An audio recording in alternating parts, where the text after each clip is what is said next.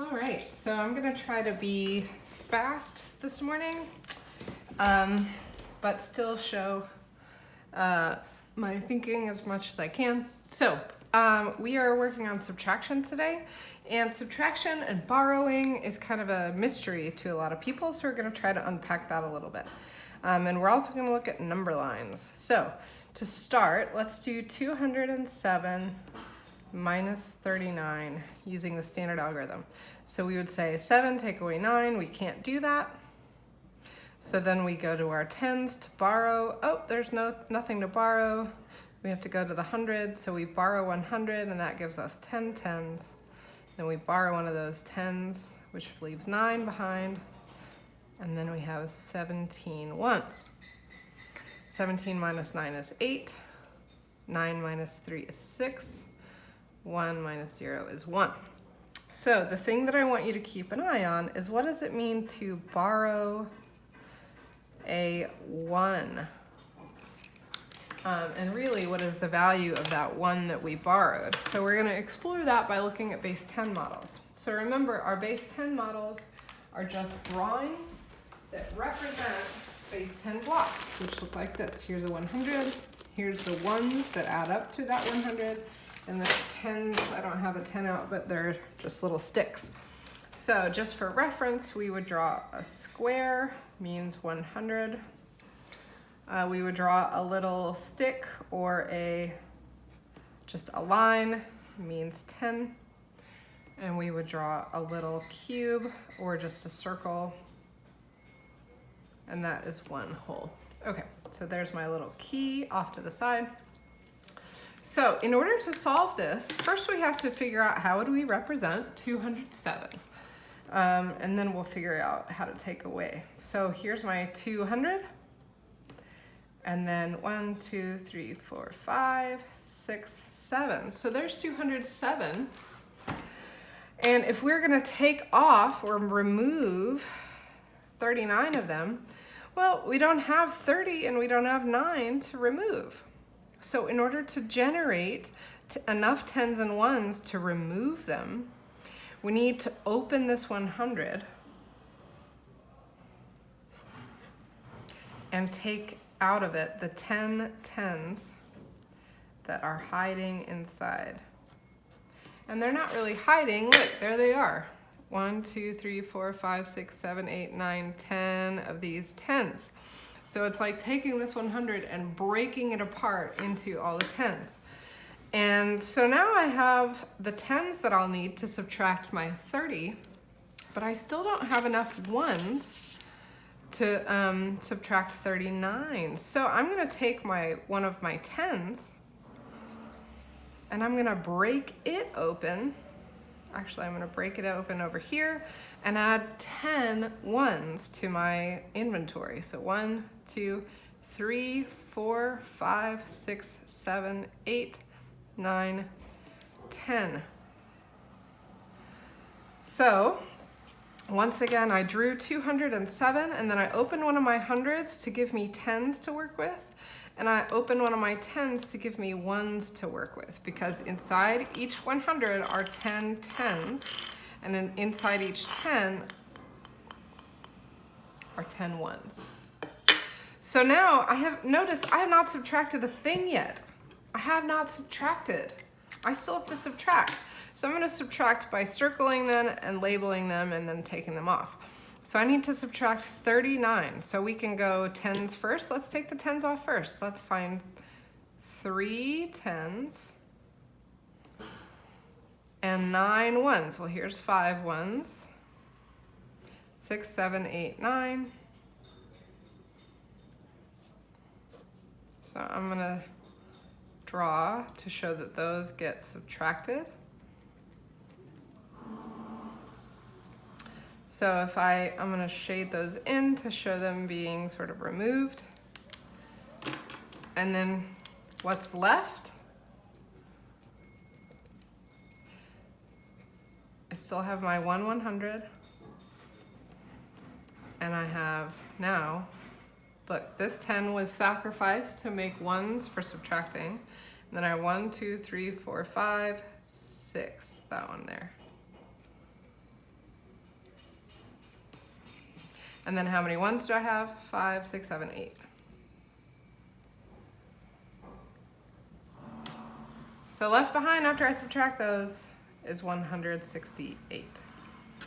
So ask yourself, what did it mean over here to borrow a 1? What did it mean over here to borrow a 1? Where did those numbers come from? And thinking about those two representations, that's really what you're answering on number 3, is trying to figure out how are those two things representing the same idea. So now I'm quickly going to show 3 different number lines. I'm just going to draw my number lines real quick. All right, so counting up or adding up means we start at the second number. Counting up or adding up means we start at the second number and we go until we hit the big number. I'm gonna actually add the word 2 because that's really the model or the strategy we're modeling here. We're counting up 2. So we start at 39. We know we're gonna count up to 207. What we don't know is how long is that journey. So remember, these are just 3 different strategies, all modeled on a single representation, which is a number line. So to get from 39 to 207, I'm going to encourage you to find a different way to get there than I am going to get there. See if you can find a different way, because there's a lot of different ways to hop from 39 to 207. I'll show you one. You could hop 1 to 40. Then I'm going to hop a whole hop of 160, which you could hop in multiple, small hops. Now it's going to get me to 200. Notice an open number line is not super concerned about scale. It's more just representing more and less. So this 160 is about the same size as a 7. That's not a big deal on an open number line. So how far did I hop? Remember, that was the question in this one. How long is the journey? So I hopped 1 plus 160 plus 8 equals 168. A counting off strategy is very different. A counting off strategy, we start at 207 and we are going to count off 39. So in a counting off strategy, it's this very similar from putting 207 in your head and counting off 206, 205, 204, 203, 202. And we're waiting until our fingers tell us that we have gone 39. And we can model that on a number line. So what we don't know in this model is where are we going to land? So thinking about context, this one we just finished, the counting up or adding up to, would be something like, John has 39 marbles. How many does he need to purchase if he wants 207 for a competition? So that's trying to figure out how much do we have to add to get there. This is really modeling a context where you're thinking about taking away a set amount, like 39. So for instance, if I have $207 and I spend 39 of those dollars, how much do I have left? So this is very much a takeaway strategy. So I can take all sorts of hops that will combine to be a total journey of 39, but I could take it in any order. So for instance, I might first hop 7 off because that's an easy place to hop here. That's gonna land me at 200. Remember, my job here is to figure out where am I gonna land when I hop those 39 off. So I've now done 7 of my 39, so that means I have 32 left to go. So I'm gonna hop 30 next. That's gonna get me to 170. And then I still have 2 hops of 1. So when I hop 170 back, 169, 168 is where I land. So in a counting off strategy, you know where you start, you know how far you have to go, you don't know where you're gonna land. Finally, we have a counting down to strategy, which should feel super familiar because it's basically the reverse of this strategy up here, the counting up to. So here we know that we're gonna start at 207. We know that we're gonna end at 39. What we don't know is how far we have to go to get there. So what kind of, so let's think about that. So what kind of hops am I gonna take? So I might hop, for instance, 10. Remember, you can come up with your own. You do not need to use mine. You can come up with your own if you want. Then I'm gonna do, so now I need to get from 197 to 39. So I'm actually gonna go all the way to 147, since I know that's gonna be a hop of 50.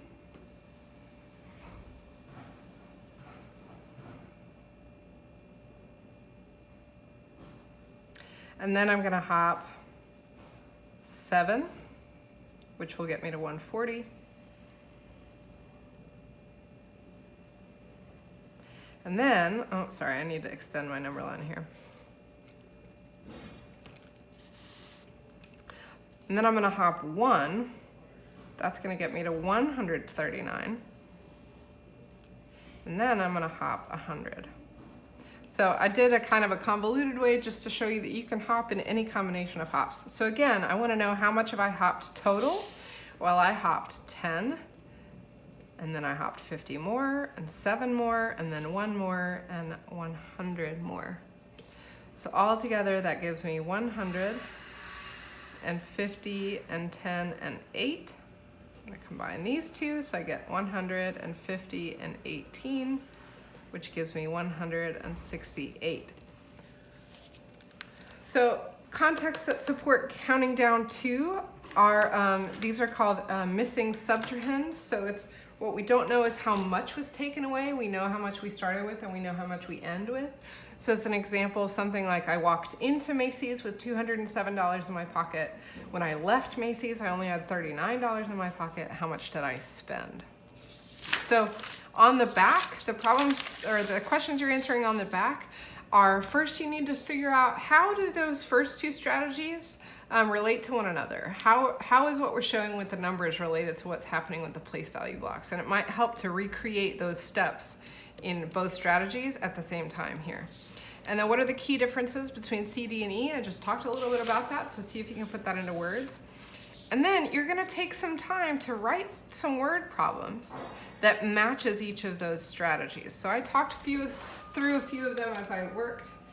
See if you can come up with some different ones. All right, see you in class.